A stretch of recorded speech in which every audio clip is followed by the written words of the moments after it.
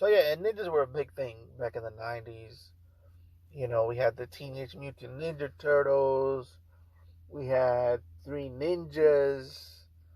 We had what else? The Surf Ninjas. All right. Uh, there were so many ninja, um, so many ninja things going on. And before that even happened, I used to like wizards. I used to like that archetype. That the archetype of the wizard was a big deal for me growing up, mainly because of Fantasia, and a lot of Disney. You know, it was Disney, and there was another one too. Because I used to like Mim's. What's it called? Mim's Labyrinth or something like that. Was it about a bunch of mouse or mice versus rats or something like that? Point is, like, wizards were like a big part of my childhood, and the only thing that I didn't like about wizards was that they weren't very action packed. And you kind of had to choose between the wizard archetype or the warrior archetype. The warrior archetype usually was gonna have more of the action. He was going to to slice and dice people. Meanwhile, the wizard was usually just kind of like blessing him from far away or something, some type of projectile thing going on. The point is, the wizard was a lot more boring in a way. But when the ninja came around, that's when things got more interesting because the ninja, when I first saw the ninja, I saw him as a mixture of a wizard, a warrior, and a spy, which was another one of my favorite archetypes. You know, so yeah, well, that was the ninja. It was a mixture of all of my favorite um, archetypes into one. He was a spy, he was a magi, and he was a warrior. He was definitely doing some sword play as well. Um, so that's basically why I was so interested in the ninjas. I think that, and I think I speak for a lot of people as well. Ninjas were cool because of that, because they had a lot of cool gadgets. They were stealthy, and when shit hits the fan, they were magic. Basically. Um, and so some of the stuff in my list, especially one of them in my list is gonna be kind of like, what, like, what's this doing here? But I'll explain it. I do have some honorable mentions, but let's move on here to my number 5. Of course, it is Ninja Assassin, which is a newer or a lot more recent uh, movie. I think it was 2015, maybe. Let me see if I got it here. No, I can't find it here. Yeah, so it was there's a lot of the movies in my list are going to be older titles. Um, this one is a much newer one. It's called Ninja Assassin, and it takes place um, in the modern day, and it's pretty much this guy running away from ninjas. Um, that he used to be part of a ninja clan, and now he's not, and now they're out running after him, trying to kill him or catch him or bring him back in or whatever. Um, and that's pretty much the premise of the whole movie. I like the way they portray the ninja here. The ninja isn't, um, he's not portrayed as just a guy. He's almost like an entity in the movie. It's like a creature in its own. You don't really see it in the beginning of the movie. It kind of like shadows moving around. Similar to, I don't know if you guys have seen the Jackie Chan Adventures, but there's I think they're called The Hand or something like that. Or maybe that's another one. The point is, they move as a shadow almost, and you can't really see them until it's too late. You just see, shutting gun uh, coming at you. I mean, shuriken, sorry, coming at you, and you die pretty much. Um, so it's a pretty good movie. It's not that complicated. It's basically he's just running away from ninjas. Ninjas trying to get him. These ninjas, they're like um, captured at a young age, so very young. They're I forget if they're kidnapped or what, and they're trained, right, and then they're trained in the art of ninjutsu, and then they become mercenaries, and they work for nothing but gold. So that's the only way you could reach them is if you have gold, and then they'll do whatever you want them to do. Say kill this guy, and they'll kill him.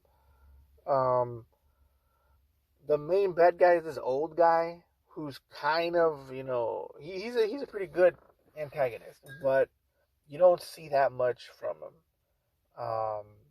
But I think he's a pretty good antagonist, so that's another thing that this movie got going for it. But definitely check this one out. Um, you kind of feel sorry for the protagonist because he's throughout the whole film he's having a hard time. Um, you know, because he's constantly looking over his shoulder. He's constantly stressed out because he's constantly in fear for his life. Because he pretty much um, knows that these ninjas are gonna come after him, right? And he can't really relax. It seems like he can't have a personal life. At one point he's in the laundry room. He thinks somebody's flirting with him, a girl, and then she turns out that she's just a ninja trying to kill him or whatever. Um, and it's not one of these movies where the main protagonist doesn't get hurt. He definitely goes through it. You know, um, but yeah, that's pretty much it for this one, guys. Let's move to my number 4. Now, this one is one that I know it's gonna confuse some people because you probably don't know how this is a ninja movie, and I get that. I get how you're like, where's the ninjas, right? But for me, this is a ninja movie because it has elements of what a ninja does in the real world, or if a ninja was real, or the skills that ninjas would learn in the woods and stuff like that is in this movie. Most of the time ninjas were scouts, and they were people of the woods. And of course there was the spies, right, and the people that knew how to hide and stuff like that. Um, so for me, this is a ninja movie, and it's very basic. It's a very basic plot. There's not It's not that complicated, but it's very good in my opinion. It's a very good movie. It basically Benicio del Toro's character is trained by Tommy Lee Jones' character. Um, Tommy Lee Jones is was trained by Apaches. Was trained by I think it was Apaches, or maybe it sounds like Apaches to me. Basically, is what I'm trying to say. Um, but it's some Native Americans taught him, and they taught him how to hide. They taught him how to live off the land, and so he got those skills, and he started teaching the military. He started to do a group of people of military Navy SEALs to learn those same skills, and then they would go out and perform on the battlefield. Well, this guy, Benicio del Toro's character, he goes out there, he's very successful or whatever, but he loses his shit. He loses his shit, and he crosses that line to where he just starts to mutilate people in the battlefield. So they kind of say, okay, you can't do this no more. You gotta get some psychological help or whatever. He escapes the military, so he's what do you call this? A deserter or something like that. And so he's on the loose. But now he's out there in the woods in America, in the U.S., where in these hunting ground places, and he's just killing people, and he's killing them with a knife. And so they have to call Tommy Lee Jones because he's the only one that knows um, how to kill with a knife or whatever. And so there's a lot of cool things in here that remind me of old school ninja movies. Um, and you guys should check this one out. It reminds me, like I said, it reminds me of old school ninja movies and all of those little tricks that used to be involved in old school ninja movies. There's a lot of trap setting, bushcraft, stuff like that. Um, Knife making. I remember that one of these box sets came with a knife, um, and I kind of missed out on that. It's a pretty cool knife. I wouldn't want a knife like that because I'm a big knife guy, and for me personally, that particular knife is kind of too. It has too much curves on it, and for my taste, I want more of a. If it's gonna be that big, it has to be kind of like a chopping. It has to have chopping potential. I don't think this one had it, or at least from what I could see. Um, but it looks cool. I will say that it looks cool. And but yeah, definitely check this one out.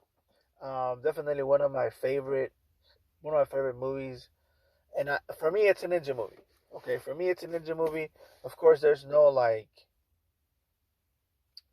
ninjas from Japan, but I guess this would actually be an actual American ninja.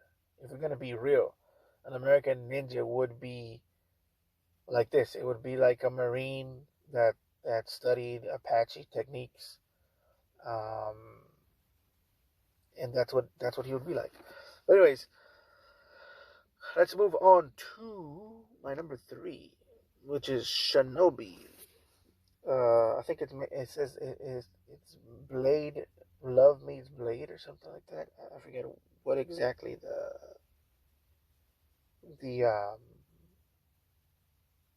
what it says, but the name is Shinobi, the name of the movie. And this movie hits a little bit more into the fantasy realm. Like the first two, like the first one, there's a lot of special effects in it. Um, the first one I mentioned in Ninja Assassin, but it's still kind of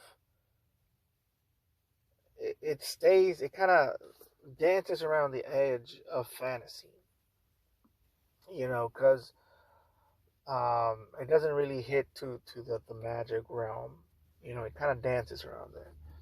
And don't get me wrong, Ninja Assassin is definitely there's a lot of crazy shit going on in that movie, right? But it's mostly in the special effects. But in this movie, Shinobi, and even if we talk a little bit more about Hunted or The Hunted, um, it's a little bit more realistic. In fact, there's not that much special effects in there. It's all choreography and traps, which is what I love about The Hunted. In fact, I was thinking of putting it higher, um, but it's very much very realistic. But this movie in Shinobi, like Shinobi, is the opposite. It takes it to the extreme when it comes to special effects. It takes it to the extreme, and when it comes to fantasy, it takes it to the extreme as well. So this is one of those movies that is definitely in the fantasy realm. It definitely focuses on the magic part of the ninja. You know, um, and it kind of made me think that there could be a possibility that in the future we could have a Naruto movie. And I know a lot of you don't like live action. Um, I think One Piece did pretty well. I think One Piece was okay. I really enjoyed One Piece, and I think the casting was spectacular. And I think that overall it was a good movie. I mean, a good TV series. Um, but because it was always said, oh, Naruto, live action Naruto. Everybody was always saying that even before they talked about One Piece. Um, of course, One Piece gained more popularity over the years, and then it took over, and so now we have live action One Piece. But if whoever made this movie was contracted or was working on the Naruto film, I would definitely give it a chance of being a good adaptation, a good live action adaptation. Because if you watch this movie, it's pretty much Naruto. It's pretty much, it almost seems like it's in the same universe as Naruto. There's a hidden village, right?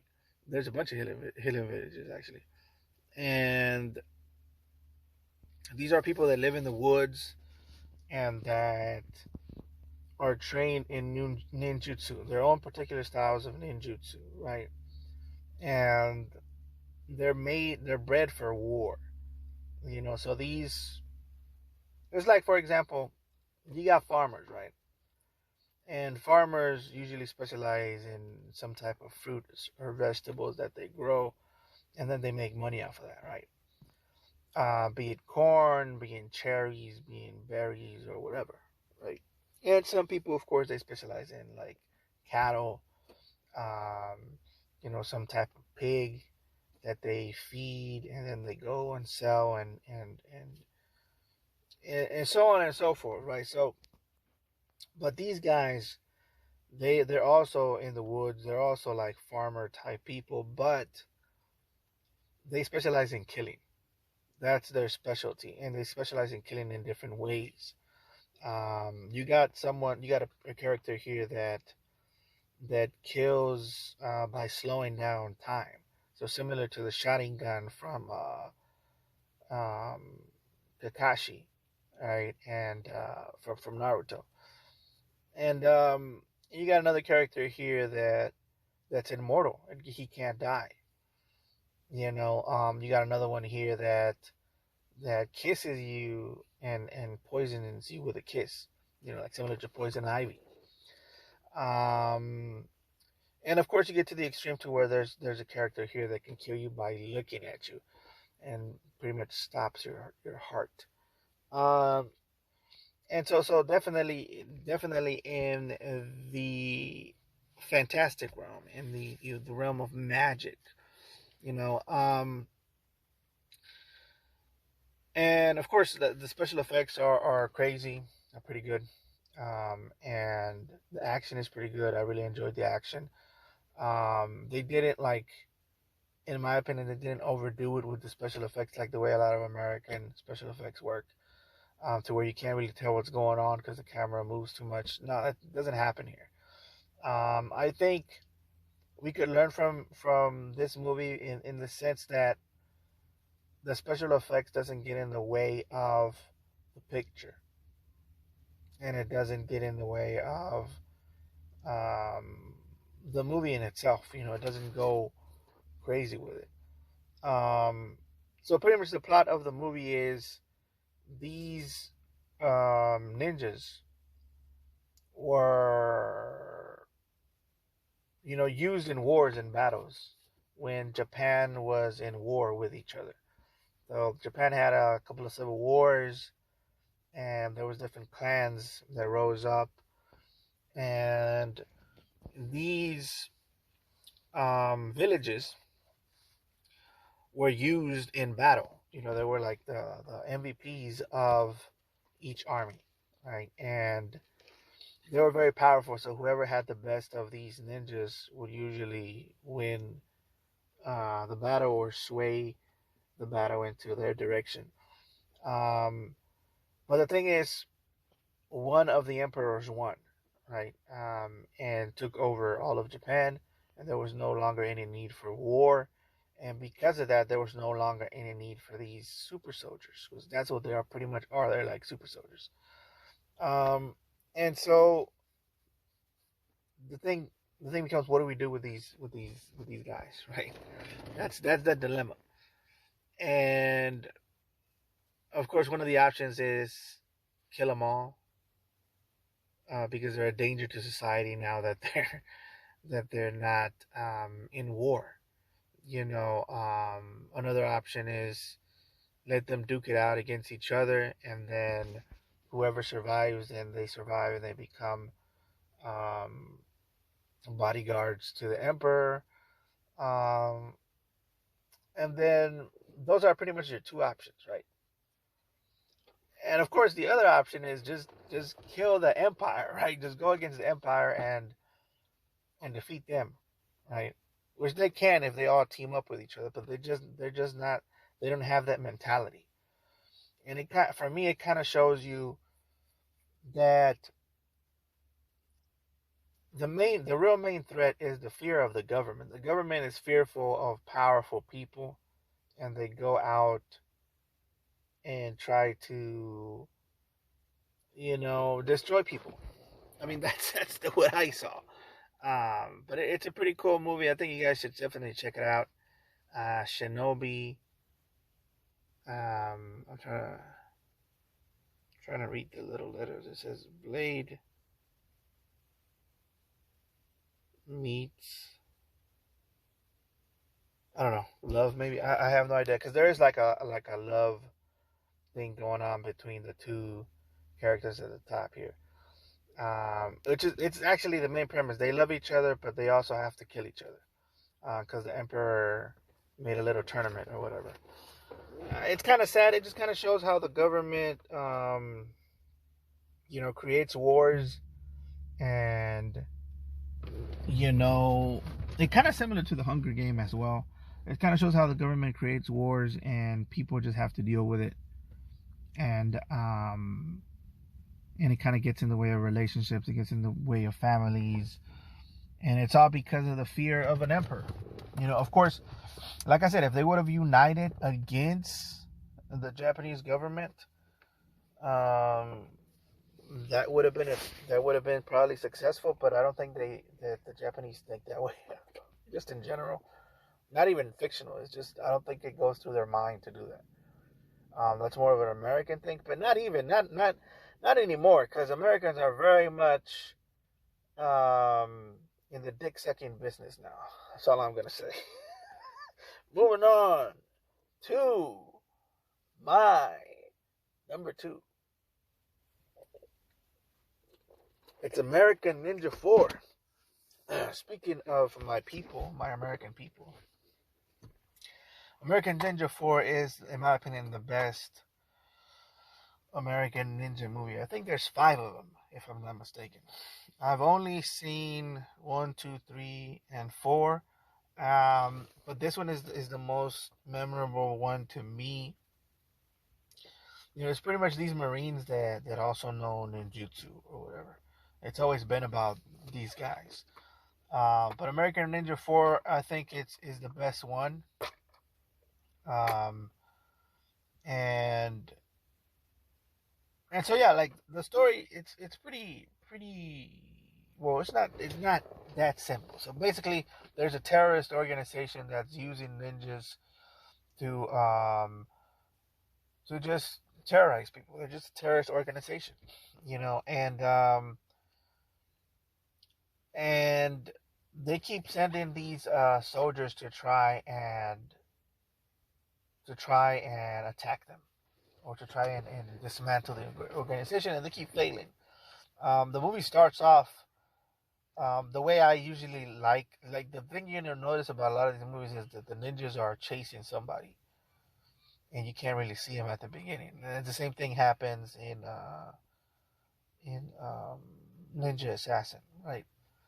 And you can't really see what's going on. Then you finally see that it's some ninjas and whatever, and they start killing them one by one. They start killing the Americans one by one. So they call the guy over here with the nunchucks. They call him to try to rescue them. And this is one of the things I liked about this movie because it reminded me a lot about some of my favorite movies, like The Big Boss was one of them. To where you think that, um, you think that David Bradley's character is going to save the day. He just looks cool, whatever. He has this, I think it's a composite bow or something like that, if I recall correctly. And he just starts, messing up these ninjas, right? But unfortunately, he gets caught and he gets imprisoned, and the terrorists have him, whatever. And then they have to call, Michael Dudikoff or whatever, Didikoff, the guy with the sword, and he's a preacher, right? When he retired already, he's not a ninja anymore. He doesn't want to be a ninja. He doesn't want to be a soldier. He doesn't want to be a marine or whatever. And he's retired, and he's being a man of God. He's out there preaching the word. I think that's what I remember. I don't know if I'm wrong or whatever, but he's, from what I remember, he's a preacher. And so, and I have to watch it again. It's one of my favorite movies, so I'm definitely gonna watch it again. And so they call him, and they're like, "Yo, they got your boy, you know, Ninja Boy or whatever." And he's like, "Oh damn, they got him. Well, I guess I gotta go. I gotta go rescue him, and try to defeat this terrorist or whatever." And so he comes out of retirement, and he goes and finds his friend. So that's basically the premise of the movie. That's basically the plot, and it's pretty basic. But I like the whole thing to where it's like, no, I'm the hero. No, I'm the hero. No, no, I'm the hero. It's always been me, type shit. um, there's a couple of movies that know how to do. There's one movie called Hostage. I think it's called Hostage with Bruce Willis. Yeah, to where it's like they told me you were the guy. He's like, I'm the guy, something like that. I think it's called Hostage, which is one of the last good movies Bruce Willis made. I hope he's doing well. I heard he has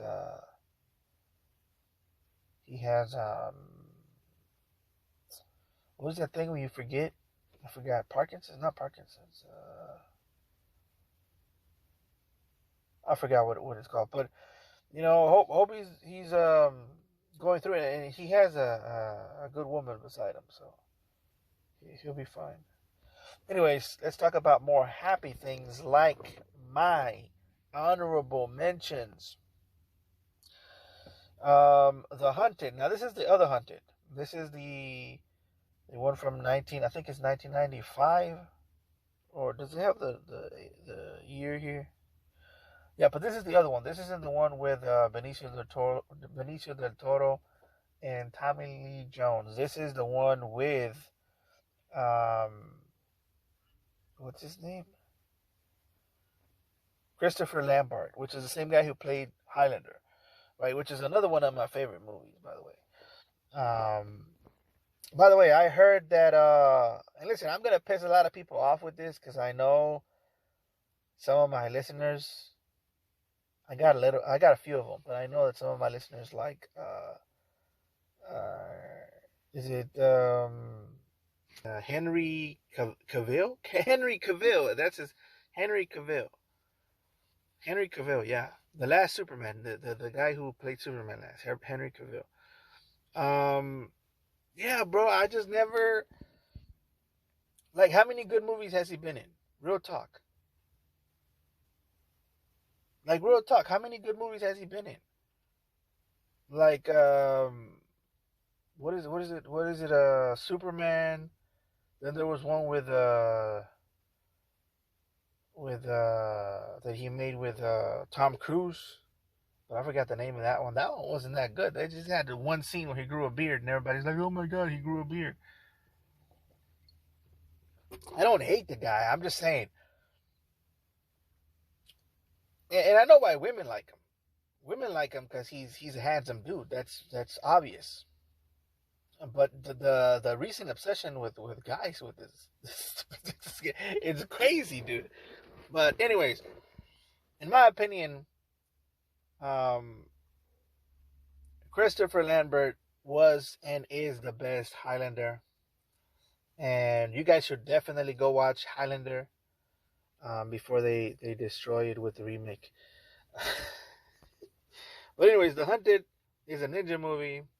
It's about a guy who's connected by blood through the Japanese ninjas or whatever. I forgot exactly what's happening, but the main reason I like this movie is because of the train scene. There's a train scene in the movie where a samurai fights a bunch of ninjas, and it's freaking awesome, dude. It's probably one of the best fight scenes in movie history. It's just badass, dude. It's just, and of course, there's a bunch of dumb ninja action, but I like dumb ninja action. Like, I'm all about dumb, stupid ninja action. We need to bring back, and make it better, of course, because it's not going to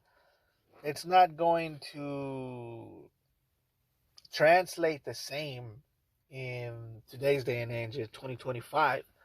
But if we could get that same spirit, that same element of dumb ninja action and make it better for 2025, you know, we're good to go, baby boy. We're good to go if we do that. Yeah, that's the main reason I like this movie is because of that scene. Teenage Mutant Ninja Turtles, all I gotta say about that. The old Teenage Mutant Ninja Turtles, that's pretty good too. Actually, probably better. I like part two over part one. Um, Snake Eyes, I mean, it's a modern movie. It's a modern ninja movie, which is good that we're still making them. But I think it kind of sucked. You know, if I'm gonna be completely honest, you know, it's only on my list because it's new and it's good that we're still making ninja movies. But the action kind of sucked. Choreography was not ninja-ish at all. Um, you know, I don't know. It felt like I was watching like like I was watching a Power Rangers movie. So something from like the CW or something like that, but with a bigger budget. So they had a movie budget, but the shit they were doing was very, very Power Rangers and very CW ish. And it was like you might as well just not spend that much money and do the CW shit. I'm drinking water, by the way, guys. I hope you don't mind. But yeah, it wasn't that good. You know, there was a lot of weird. I hate. This is what makes things CW ish for me. When there's a lot of flip flopping. Oh, now I'm on your team. Now I'm on the other team. Let's switch now. All of a sudden, I'm with you guys. Let's switch again. It's like, bro, like, just choose a side and just do that because you're confusing the shit out of me right now. You know, are you with Cobra or not? Who is you? You know, life is already that complicated. Like in real life, things aren't black and white or whatever. But we're watching a movie, and it's a dumb movie at that. So we don't need the complication because it's stupid at this point. You know. By the way, he doesn't wear the mask until like the very end, and yeah, so there you go. But oh, that's another honorable mention is Revenge of the Ninja, which was going to be um my number two, I believe. But I switched it off because I actually went back and watched it. This was one of those movies that I remember being better than it was, and then when I rewatched it, I was like, it doesn't really live up. There's a lot of dumb shit in the movie. It's funny still. It's still funny, right? Like there's a part. This is one of those bad movies that's so bad it's good. There's a scene in the movie where there's an old lady doing backflips, and that shit's hilarious. Like, but the other thing is like the bad guy was leaving because he couldn't find the kid or something like that. He couldn't find nobody, so he was about to leave. And you would think the lady was like, "All right, he left, good." Nah, she pulls him back down to try to pick a fight with the guy, and she gets killed. It's like, bro, he was leaving already, and it's like, bro, like you just let him go. There's no need for that. But anyways, he picks a fight with the ninja, and then he picks the worst weapon to fight him. There's like, you can see like in the background, you can see like a spear, you can see a katana, and then I think she picks like a small little nunchuck. And I'm like, this bitch is stupid. Yes, of course she got killed. Like, what do you think gonna happen? Um, and there was some other stuff that was kind of funny too, like um, well, shit, just watch it. It's a good movie. It's a good movie. There's some corny things in there. What I liked was the final battle between the good ninja and the bad ninja. Um, and they fought on the rooftop of the building. I like the gadgets that they use and shit like that. That's the thing that I like about ninjas. They have a bunch of gadgets and tricks and shit. They're tricky bitches. But anyways, my number one is Ninja 3, The Domination. This is another one of those bad good movies. There's a lot of old school ninja choreography, just like this one, right? Um, and I think it actually takes off from. I think it's a sequel to this one, The Revenge of the Ninja, and it starts off with a with a ridiculous police chase. They're trying to chase down this ninja, but this guy's like he's better than the Terminator. They just can't get him, bro. With all the technology they have, they have guns, they have, vehicles, they have helicopters. They can't catch this guy. and and so finally, I think he dies or whatever, but he puts his spirit in a sword, and then he gives it to this girl. This girl gets possessed by the ninja demon or whatever, and she starts killing people. Um, Kills his boyfriend who's been trying to get some for a long time. His boyfriend, that guy's an idiot, bro. Just begging for some pussy, and he's finally finna get some. And I think she gets possessed. he slices him, and dices him, bro. It's crazy. But yeah, it's a pretty good movie, and I really enjoyed it. It's my number one. It's kind of bad, but it's bad in a good way. Um, yeah, that's my number one. Now, I think we should make more ninja movies, but better than Snake Eyes. Snake Eyes was not good. Um, it's an honorable mention because, like I said, it's new, but I just didn't personally. I didn't enjoy Snake Eyes. Um, Anyways, I already took a long time, guys. This is gonna be it for today. Please like, comment, and subscribe, and I will catch you guys later.